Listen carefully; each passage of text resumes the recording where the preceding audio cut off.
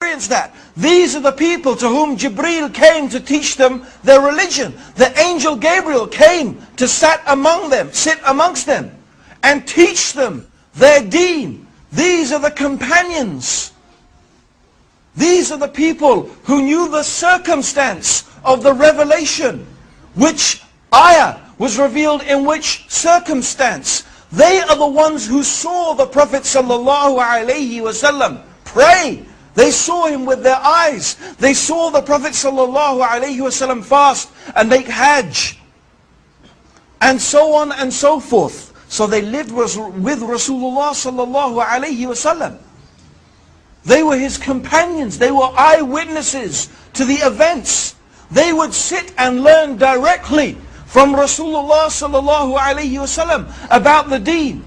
So who could know better about Islam than his companions? It is absolutely logical that the people who would know best about this religion are the people who studied from the messenger to whom this religion was revealed.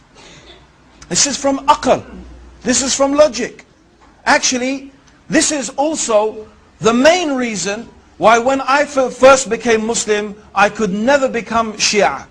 I could never have become a Schia.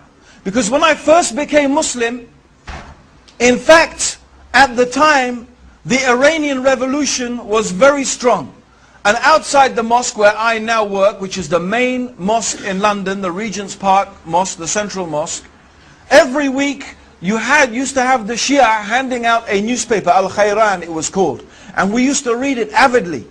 And we used to follow this slogan, no East, no West, Islam is the best, and all that type of stuff. Okay? And you know, Khomeini for many people was a big hero because it seemed as if he had shown to the world that once again we could implement Islam and have an Islamic state as we thought. But so I began to study Shiism and what it was teaching and what it was saying. And the big conflict I came was the attitude of the Shia towards the Sahaba. Now many of you may know, and some of you may not, that the Shia, first of all, they are a very small minority amongst the Muslims. They are only 15%. 85% of Muslims are Sunnis. Walhamdulillah. The Shia only constitute about 15%. So they are a small minority. However, their claim is, amongst the many things that they say, is that the majority of the companions of the Prophet apostatized from Islam after the death of Rasulullah sallallahu alaihi wasallam. Particularly the three taghuts, who they call, a'udhu billah, the three taghuts, Abu Bakr, Omar and Uthman. They call them the three taghuts, which means, taghut means a false god. Something that anything that is worshipped besides Allah is a false god. And it could mean an unjust ruler who rules according to other than the guidance of Islam. He is a taghut. So they call them the three taghuts.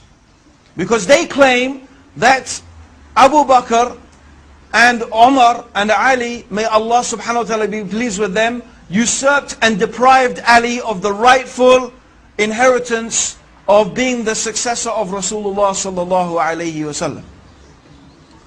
And of course most of the companions agreed with that, so they also claim that most of the companions apostatized from Islam. But I thought this is incredible.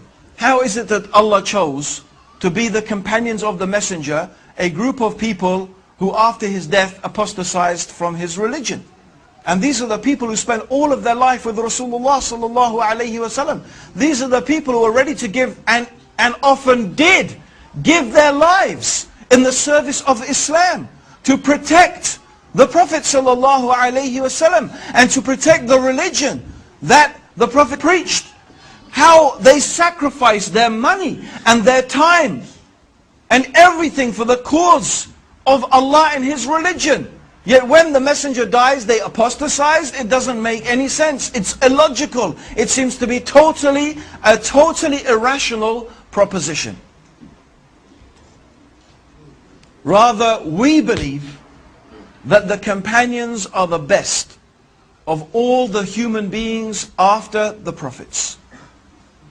And the best of the human beings after the prophets is Abu Bakr.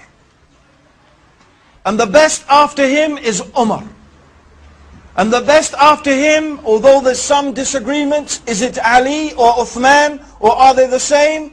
But it will seem that the stronger evidence shows us that it is Uthman ibn Affan and then Ali. These are the best. And then after that, we don't make a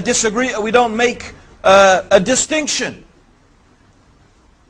amongst the companions, but generally also the companions themselves are the best of the human beings after the messengers. This is the status of the Sahaba with us.